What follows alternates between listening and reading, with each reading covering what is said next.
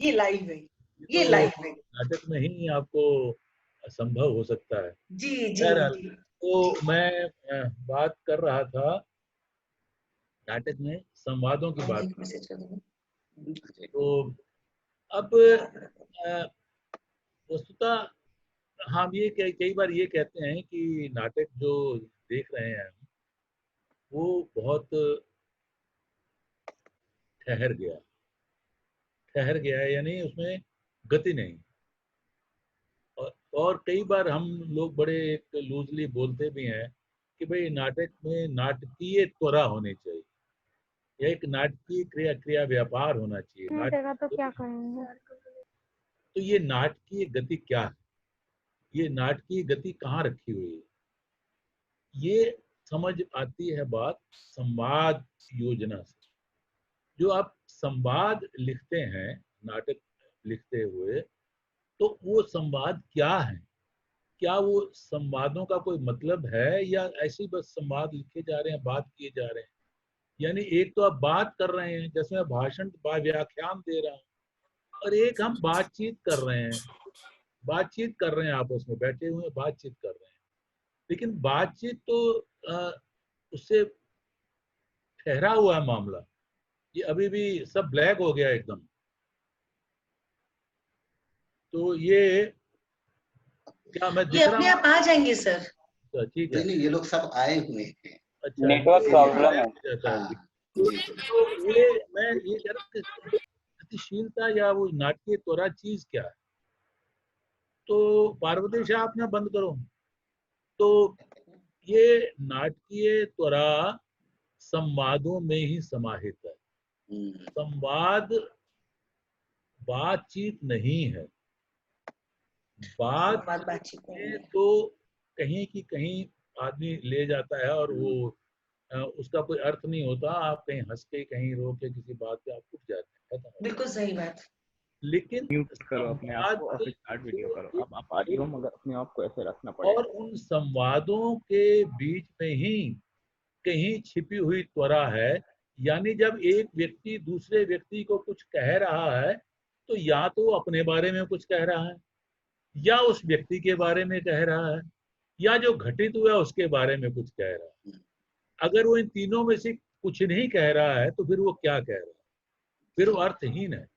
यानी ये जो संवादों से आता है, यानी या तो जो पात्र बोलता है अपने बारे में कुछ बोल रहा है, या उसके बारे में बोल रहा है, उसको कुछ बता रहा है, या उसको कुछ समझा रहा है, उसको किसी और ले जा रहा है, मतलब अपने तर्क की ओर ले जा रहा है, या वो जो चाहता है वो उस ओर ले जा रहा है। दूसरा जो चरित्र है वो उसको दूसरी ओर ले जा रहा है, वो अपनी ओर ले।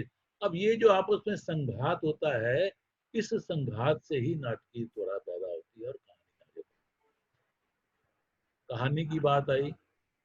आज मैं सिलसिलेवार बातें नहीं कर रहा हूँ, आगे पीछे कर रहा हूँ। तो कहानी की बात आई, क्योंकि कहानी का होना नाटक में, कथा पक्ष का होना, एक कथा तत्व का होना मैं बहुत जरूरी समझता हूँ।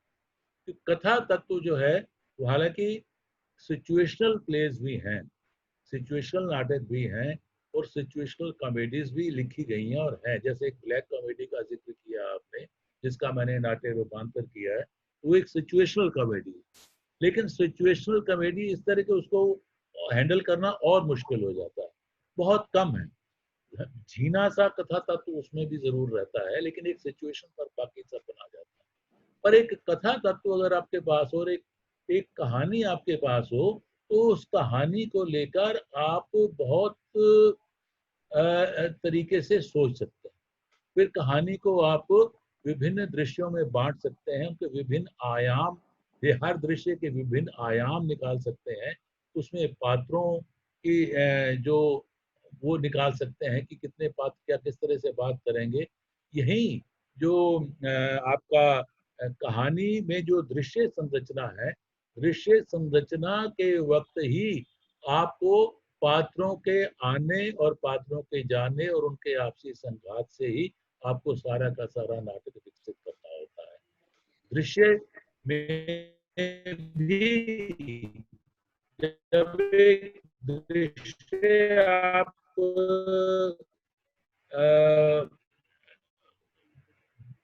रिश्ते के बीच में जो संचरण है वो इतना स्वाभाविक हो कि लगे ही नहीं कि हम अगली स्थिति में पहुंचे। ये सब चीजें सीखने की, ये सब चीजें धीरे धीरे हम लिख लिख कर सीखते हैं। अगर हम वैसे ही लिखना बैठ जाएं तो हम लिख तो लेंगे, लेकिन वो जिसको कहते हैं कि मंच के अनुकूल जो स्क्रिप्ट होना चाहिए वो नहीं बनेगी। प्रसाद के नाटक क्यों नहीं हो पाते? प्रसाद के नाटक इसीलिए नहीं हो पाते क्योंकि उनमें आप देखिए संभाषण की स्थिति बहुत आ गई। भाषण वाले संवाद लंबे लंबे, इतने लंबे संवाद हैं जैसे लगता है कि वो संवाद नहीं कर रहा बल्कि भाषण दे रहा हो। तो इसलिए उनके नाट्यालेख फिर अलग से तैयार किए गए, चाहे कारंत ने किए या बजाज ने किए या शांता गांधी ने की, अलग उनके नाट्यालेख तैयार किए और फिर उनका जो है मंचन हुआ। लेकिन मूल जो था उस रूप में उनके मंचन कभी नहीं हुए। वो संभव नहीं है, अगर हुए तो फ्लॉप होते हैं क्योंकि वो इतने लंबे संवाद होते हैं कि उनमें जिसकी मैं गतिशीलता की बात कर रहा था उनमें वो गतिशीलता नहीं है, वो नाटक ठहर जाता है। आप फिल्म भी देखते होंगे तो फिल्म देखते हुए भी आपको कई बार लगता होगा यार फिल्म चल नहीं रही है, आगे बढ़ नहीं रही है। वो क्या होता है, बढ़ नहीं रही है, बढ़ क्या होता है? वो फिल्म ठहरी हुई है, क्या होता है? वो स्टेटिक हो जाता है क्योंकि वो भी आपस में बात किए जा रहे हैं, बात किए जा रहे हैं, संवाद नहीं कर रहे। बात करने में और संवाद करने में फर्क है। जब संवाद होगा तो बात आगे बढ़ेगी। अब भारत चीन में जो संवाद अगर हो रहा है तो संवाद होगा तो बात आगे बढ़ेगी, बातचीत होगी तो कुछ नहीं होगा। वो बातचीत करके खड़े हो जाएंगे, उठ जाएंगे, चाय पी लेंगे। तो इसलिए नाटक का जो संवाद है उनमें ही उन नाटक की त्वरा मौजूद है और वो लेखक को ही पैदा करनी होती है। एक जो और चीज जिस पर मैं बात करना चाहता हूँ वो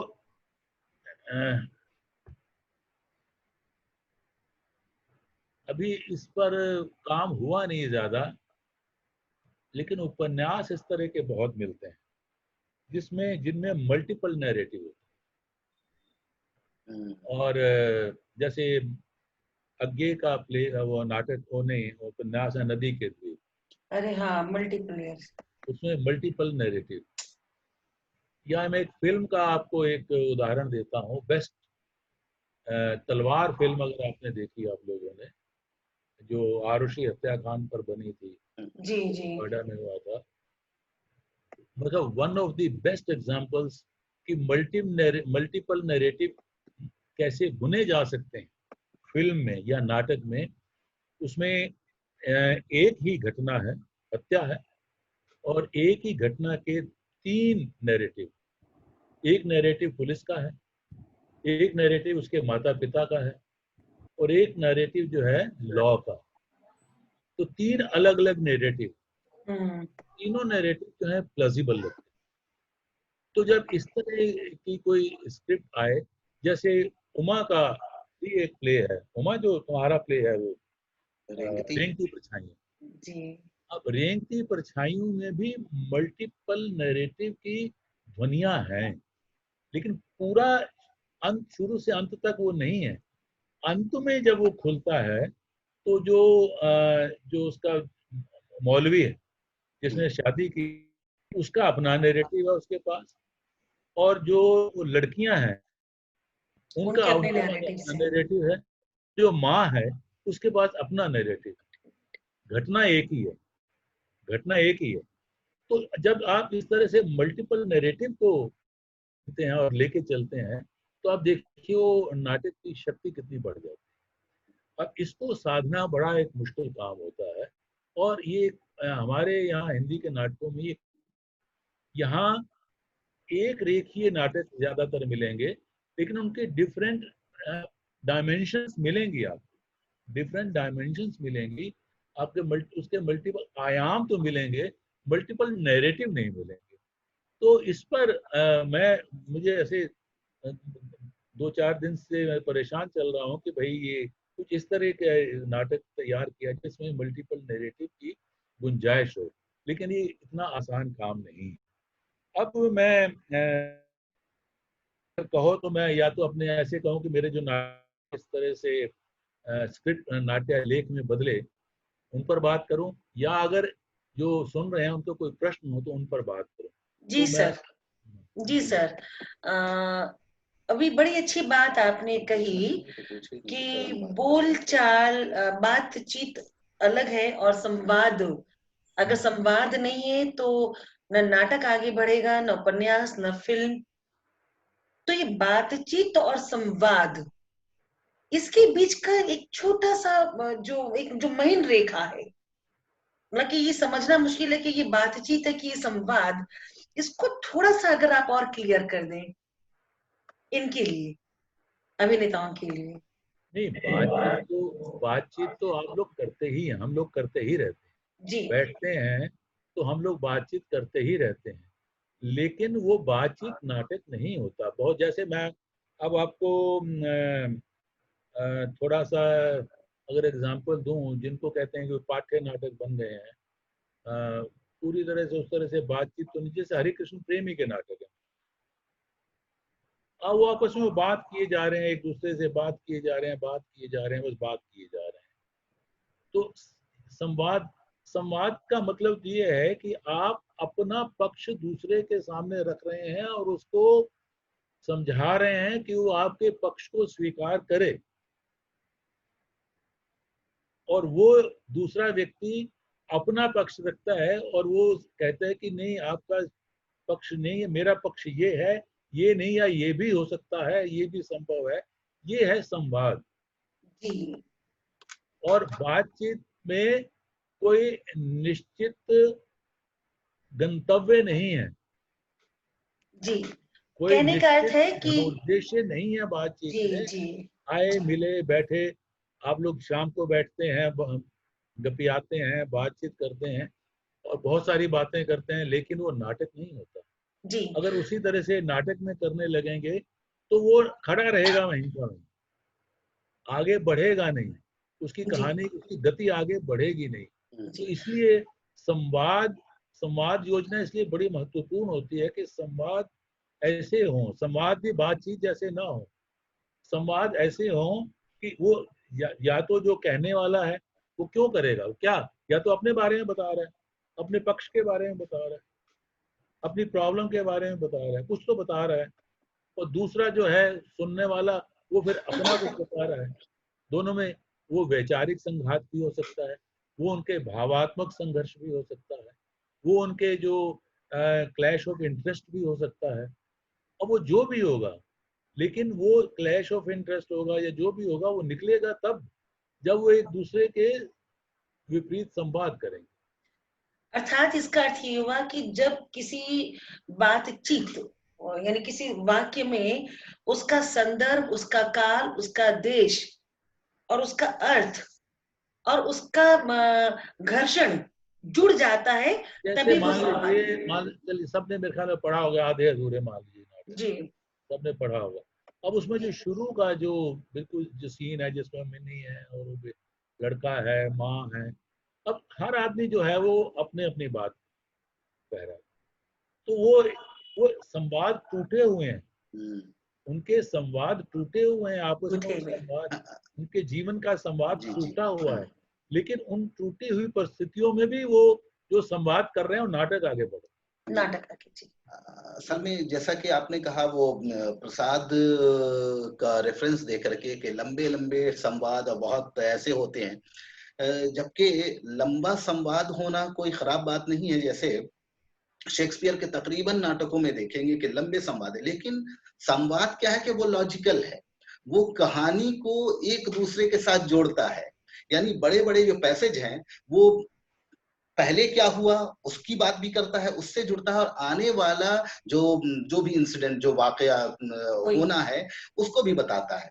असल में यहीं पे कमजोर हो जाता है कोई भी एक राइटर, कि या तो वो बातचीत में लग जाता है या फिर अपनी तकरीर करना शुरू कर देता भाषण है। में हाँ, अपनी भाषण में लग जाता है। प्रसाद की दिक्कत यही है कि वो जब अपने वो एक भाषण में नाटक लग के जाता है। माध्यम से कहते हैं कोई राष्ट्र प्रेम की बात करने लग जाते जी हैं, जी जी जी तो वो राष्ट्र प्रेम इतना लंबा हो जाता है, वो हाँ हाँ, भाषण बन जाता है, भाषण बन जाता है। किसी लेकिन नेता की ये, तकरीर लगने लग जाती है। हाँ, जैसे ये ये है, कमजोरी, मगर लेकिन बड़ा लंबा संवाद होना कोई ऐसा नहीं है कि वो हाँ, दोस्त हो। लेकिन वो भाषण ना ले। हाँ, संवाद तो हो।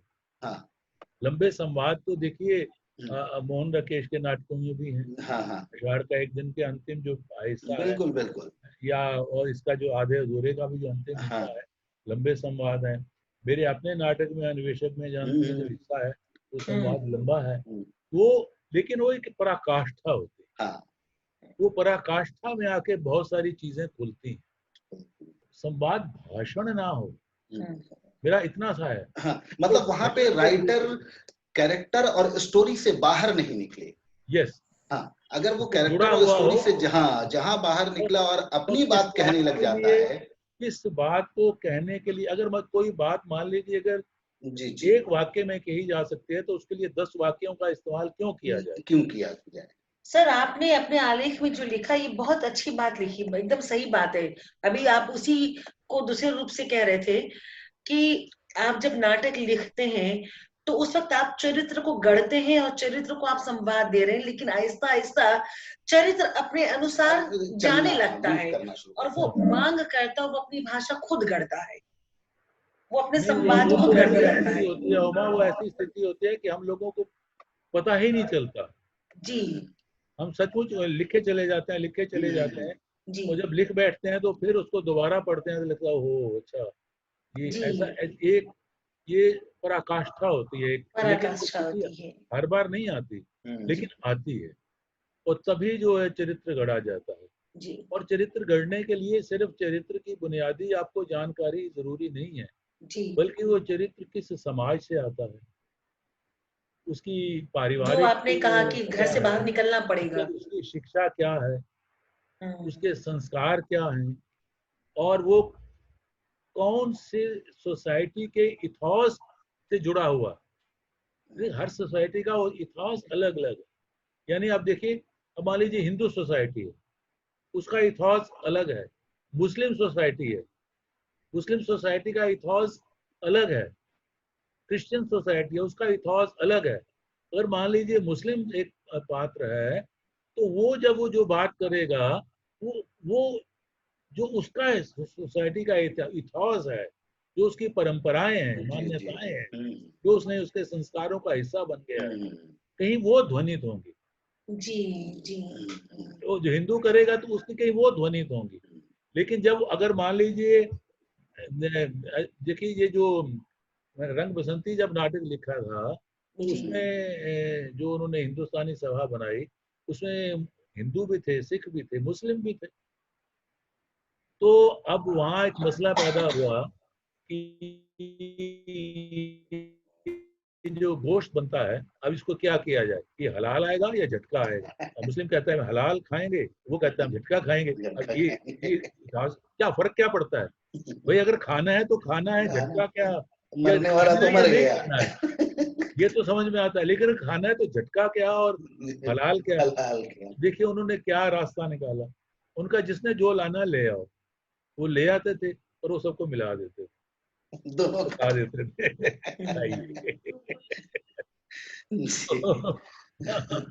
तो खाइए। अब वो ये मिली जुली संस्कृति, ये मिली जुली संस्कृति, ये मिला जुला इतिहास है। तो ये समझ कहाँ से आएगी? ये समझ आएगी जब आपके पास भगत सिंह जैसी दृष्टि होगी, जब भगत सिंह जैसी आपकी वैचारिक सोच होगी। भगत सिंह को तो हमारे यहाँ हीरो बना दिया गया, रोमांटिसाइज कर दिया गया है, उसकी वैचारिक सोच को धकेल दिया गया। मैंने यही की कोशिश की थी कि उसकी वैचारिक सोच जो है वो प्रखर रूप से सामने आए, और वो चीजें हम देख रहे हैं, वो चीजें हम सारी देख रहे हैं। सोसाइटी तो हमने आजादी के बाद बुर्जुआ ही बनाई है ना। जी, बिल्कुल। अच्छा, आप सारे लोगों ने सर का आर्टिकल पढ़ा है, कुसुम, पार्वती वगैरह सारे लोगों ने।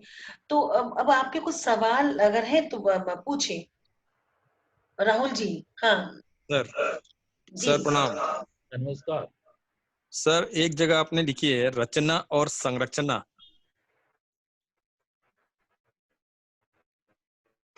ये उतना लेखन का जो मैंने डेवलप होगा या मैच्योर्ड होगा, तो ये basically what is the difference? Mean रचना माने हम लोग जो शुरू में सोचते हैं वो हाँ मैं बताता हूँ। जी। रचना जो है सर, वो सर। एक एक्सप्रेशन ऑफ थॉट है। यानी ये कहते हैं जो रचना है वो एक्सप्रेशनिज्म, एक फिलासफर हुए क्रोचे, उनकी एक फिलासफी है एक्सप्रेशनिज्म। उनका ये मानना है कि जो रचना जो पहली जो आपको होती है वो आपके मानसिक पटल पर होती है। जो मानसिक पटल पर आपके उतरता है वो रचना है। जब सर। उस उतारते हैं तो वो संरचना है, यानी आप क्राफ्ट कर रहे हैं। हाँ, अब आप उसकी क्राफ्टिंग कर रहे हैं। जब आप उसकी क्राफ्टिंग करने लगते हैं तो जो रचना आपने कंसीव की थी वो हू बहू नहीं उतरेगी, कभी भी नहीं उतर सकती। वो यहाँ कहीं बढ़ेगी, कहीं घटेगी, कहीं टूटेगी, कहीं जुड़ेगी। तो उसको आपको बार बार बार बार उसको कहीं कील ठोकने पड़ेंगे, कहीं बांधना पड़ेगा, कहीं सजाना गोंद पड़ेगा। लगानी पड़ेगी। ये देसी भाषा में बात कर रहा हूँ। जी। यानी जिस तरह से बढ़ई अपनी कुर्सी बनाता है, इसी तरह से लेखक अपना नाटक बनाता है। अब वो जब उतर जाता है एक बार शब्दों के माध्यम से, उसके बाद भी उसकी क्राफ्टिंग होती रहती है, क्राफ्टिंग चलती रहती है। और वो क्राफ्टिंग रुकती नहीं। वो एक शो के साथ, दूसरे शो के साथ, हर शो के साथ उसकी क्राफ्टिंग में कुछ ना वो चलती क्राफ्टिंग रहती है। चलती रहती है। अंतिम कभी नहीं होता, नाटक कभी अंतिम नहीं होता।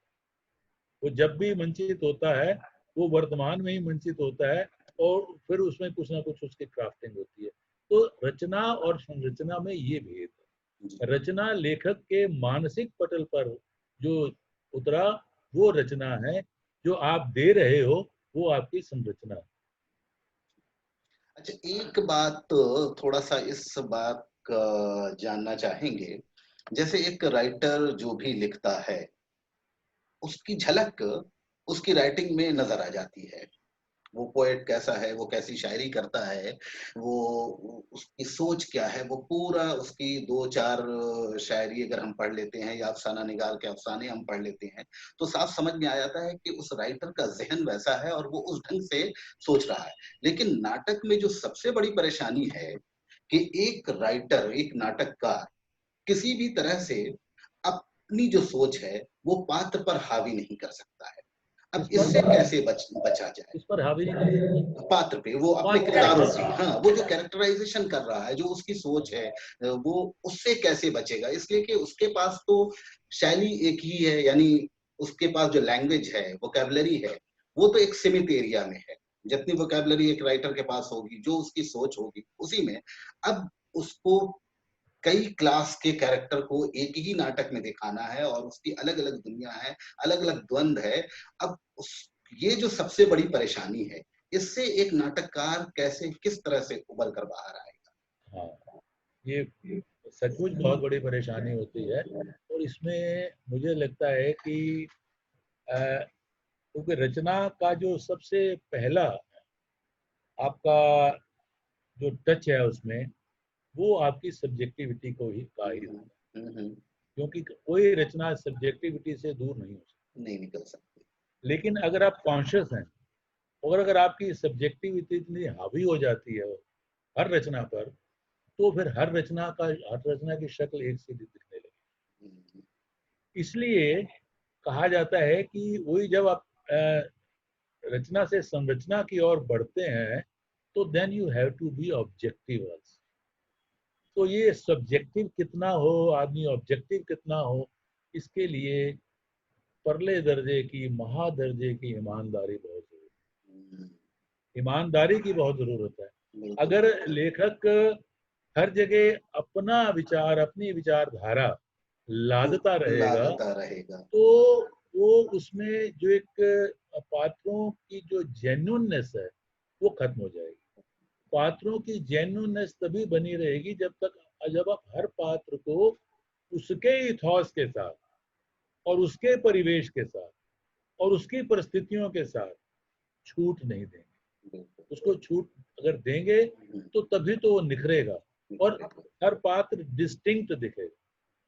अगर वो डिस्टिंक्ट नहीं दिखता है, हुँ, सब काले ही दिख रहे हैं, सब हुँ, गोरे ही दिख रहे हैं, बिल्कुल, ये तो बिल्कुल। कोई नाटक नहीं। नाटक तो रचना नहीं है। लेकिन कोई व्हाइट भी है, कोई ब्लैक भी है, कोई ग्रे भी है, कोई मिक्स ऑफ ऑल है। तो ये सारा का सारा यहाँ पर जो कौशल है वो लेखक का ही है। अगर लेखक के पास ये कौशल नहीं है तो वो गिरेगा ही गिरेगा। बाकी ये है कि अंततः लेखक की कहीं ना कहीं छाप तो रचना पर रहती जरूर है, क्योंकि अगर जिस मन का वो है, जिस वो विचार का है, वो उससे इतर तो नहीं जा सकता। यानी अगर मान लीजिए कंटेंट पे वो छाप आ सकती है, लेकिन जहाँ पे वो किरदार की जो भाषा जो चूज कर रहा है, वहां पे भी कई ऐसे राइटर को मैंने देखा है कि वो जिस जबान में खुद बात करता है उसी जबान में वो रिक्शा वाला से भी बात करवाता है। ये तो भाषा का सवाल है।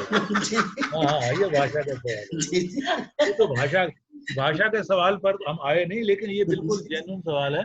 इसमें तो क्योंकि हर आदमी, हर लेखक जो है वो भाषा का तो नहीं हो सकता, हर भाषा का या हर डायलेक्ट का वो ज्ञाता नहीं हो सकता। कुछ इलाके होते हैं, मान लीजिए मैं पंजाब से आता हूँ तो कोई पंजाबी कैरेक्टर तो मैं उसको फौरन पकड़ लूंगा। जी।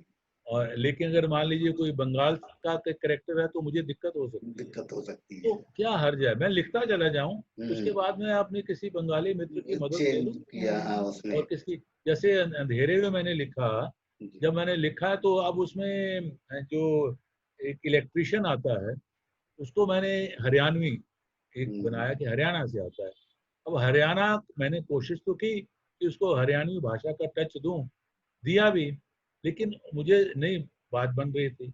अब फिर मेरे एक मित्र थे हरियाणा के, तो मैंने कहा भैया पढ़ो इसको, तो उन्होंने मुझे बताया कि नहीं इसको ऐसे नहीं, ऐसे लिखो, इसको नहीं ये शब्द है, इसको ऐसे भी कहा जा सकता है। मैंने सारा बदल दिया। हाँ सर, आपने अपने आलेख में लिखा है ये कि आप अगर आपकी भाषा किरदार की जरूरत है तो लिखने के बाद आप अपने जानकारों से इसमें मदद ले सकते हैं। ये बात आपने आलेख में। जी जी जी। ये एक तो ये दुराग्रह होता है लेखक का कि मैं सर्वज्ञाता हूँ।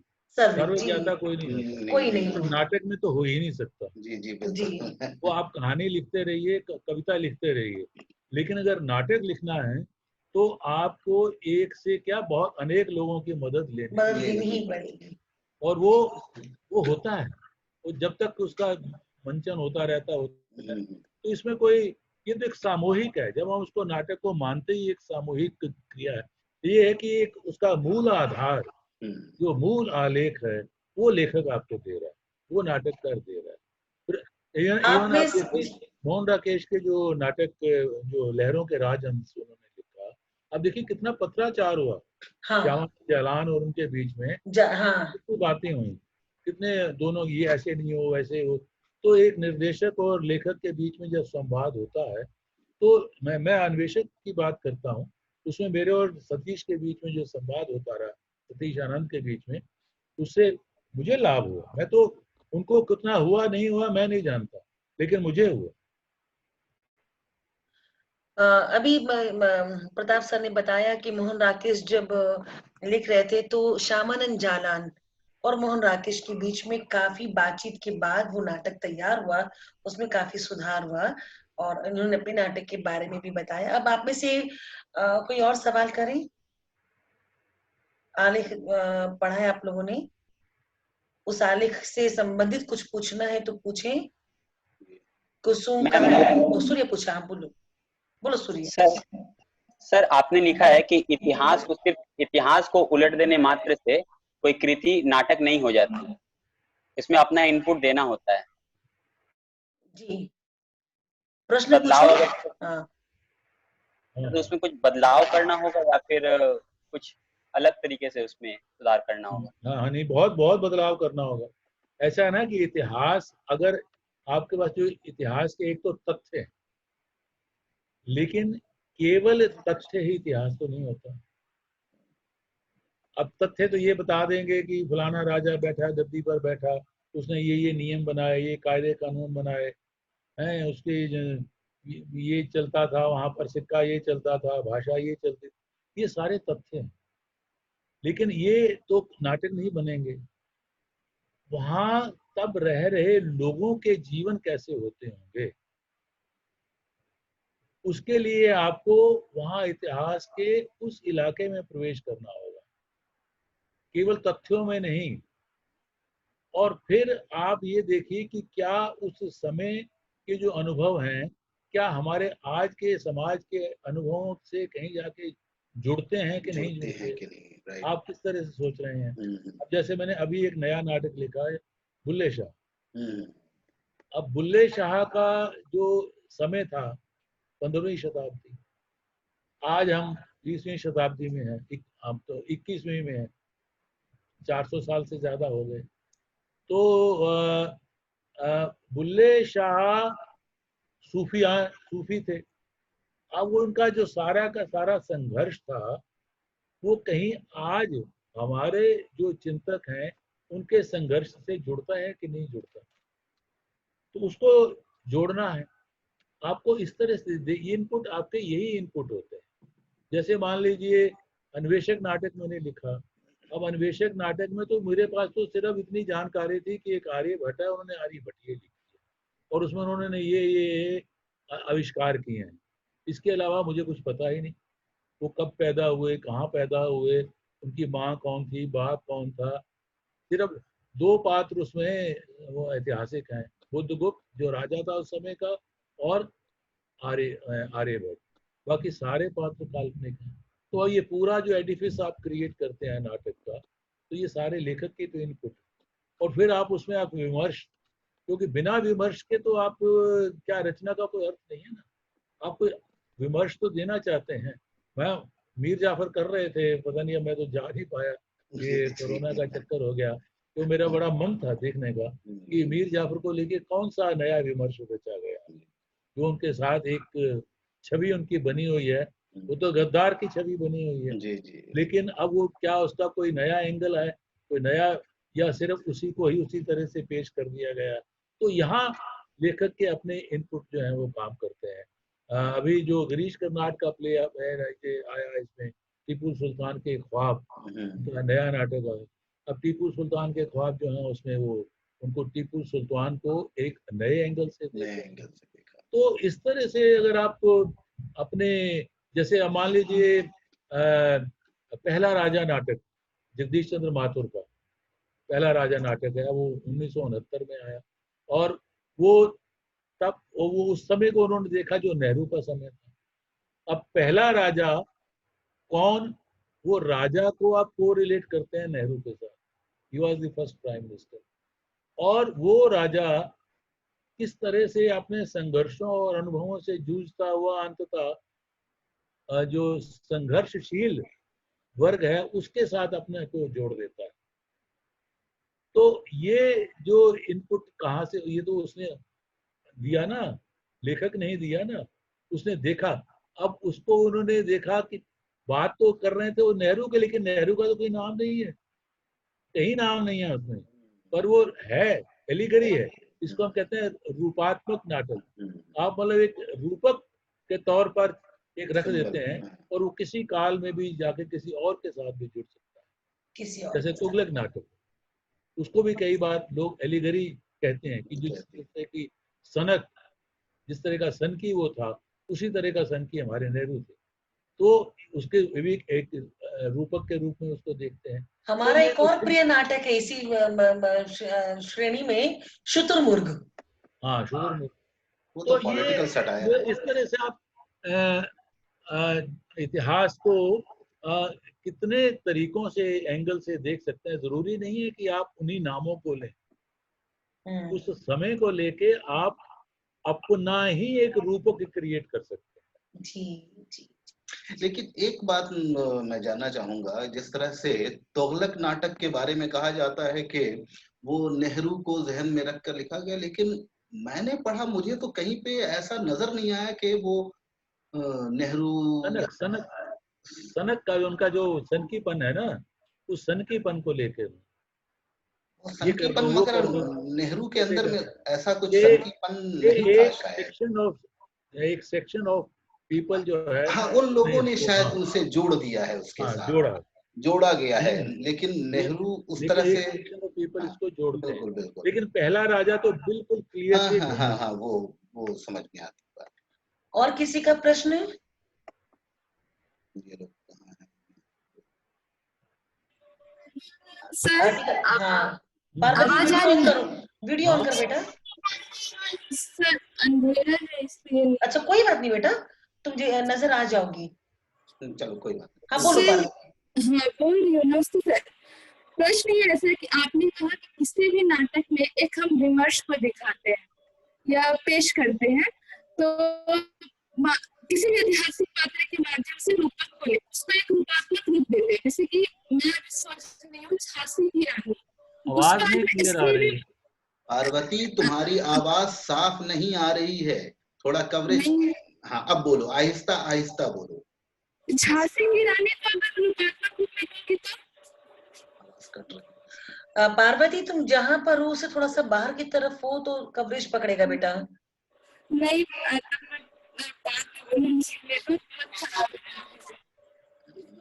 तुम एक काम करो, मुझे व्हाट्सएप करो, तुम्हारा प्रश्न मैं सर के पास रख देती हूँ। ठीक। तब तो कोई और करो प्रश्न। Hello sir. हाँ कुसुम। सर मेरा एक छोटा सा प्रश्न है, नाटक लेखन में हमें विचारों पर अधिक जोर देना चाहिए या फिर नाटक के भाव पर, मतलब भावना पर अधिक जोर दिया जाए या फिर विचारों पर? विचारों पर, राइट। सर आपको एक बात और बता दूं, ये विद्यार्थी है एमए के, कुसुम भी हिंदी की विद्यार्थी है और इसने मेरे नाटक में काम भी किया। ये लोग अभिनय भी करते हैं, पार्वती और ये कुसुम, ये सारे वैसे मेरे अभिनेता हैं, लेकिन साथ साथ में जो पढ़ाई कर रहे हैं, इसलिए इनके प्रश्न नाट्य लेखन में अलग है। असल में आज यही मकसद था कि इनके प्रश्न लिए जाएं, नहीं तो मैं तो बोलता चला जाता तो उसमें जी जी जी जी जी। तो इनका जो कि भाव पर ज्यादा जोर दिया जाए या विचार पर, यही है ना श्री है? जी सर। हाँ नहीं, ये मैं कहता हूँ दोनों पर जोर दिया जाए। अच्छा। आपको ये देखना है कि भाव पक्ष जो है वो तो एक बड़ा कोमल मामला है, आपके मन का मामला है, वो बांधता है व्यक्ति को। जो भाव है, विचार जो है वो उद्वेलित करता है। विचार आपके जो मानस पटल है उसे उद्वेलित करता है। यानी जब आप नाटक देखकर बाहर निकलें या आप नाटक पढ़कर उठें तो आपको लगे कि आपके भाव का एक कोना भी भरा है और आपके